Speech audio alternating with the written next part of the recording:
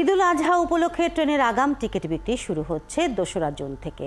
5 দিনের এই কার্যক্রমে বিক্রি হবে 12 থেকে 16 জুনের টিকিট। এবারও অনলাইনে বিক্রি হবে সব টিকিট। রেলমন্ত্রী জানান, ঈদ যাত্রা নির্বিঘ্ন করতে এবার 10 জোড়া বিশেষ ট্রেন চলবে। মনির মিলাতের প্রতিবেদন।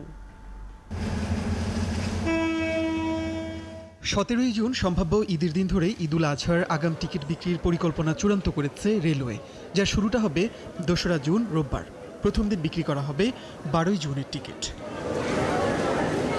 পর্যায়ক্রমে 3, 4, 5 ও 6 জুন বিক্রি হবে 13, 14, 15 ও 16 জুনের টিকিট। এবারও সব টিকিট বিক্রি হবে অনলাইনে। রেলওয়ে নিজস্ব ওয়েবসাইট কিংবা অ্যাপ থেকে টিকিট কাটতে পারবেন যাত্রীরা। মঙ্গলবার রেল ভবনে সংবাদ সম্মেলনে রেলমন্ত্রী জানান, নির্ধারিত দিন সকাল 8টা থেকে পশ্চিমাঞ্চলগামী ও দুপুর 2টা থেকে পূর্বাঞ্চলগামী ট্রেনের টিকিট বিক্রি হবে। একজন যাত্রী সর্বোচ্চ 4টি টিকিট কিনতে পারবেন।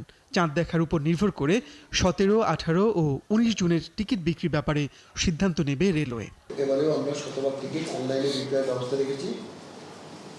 তবে ট্রেন যেদিনে যাত্রা করবে ওই দিনের জন্য শুধুমাত্র আমরা সর্বনিম্ন শ্রেণী ওই আন্তনগর ট্রেনের শোভন অথবা শোভন চেয়ার শ্রেণীর যে আসন, তার বিপরীতে 25% আসনবিহীন টিকিট আমরা দেওয়ার ব্যবস্থা রেখেছি। ঈদের ফিরতি যাত্রার টিকিট বিক্রি হবে 10 থেকে 14 জুন।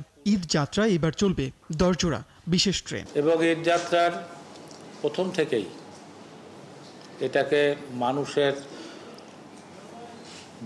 যাতে বিনা বিড়ম্বনায় আমরা যাতে তাদের পৌঁছায় দিতে পারি, সেজন্য আমরা চেষ্টা করে যাচ্ছি।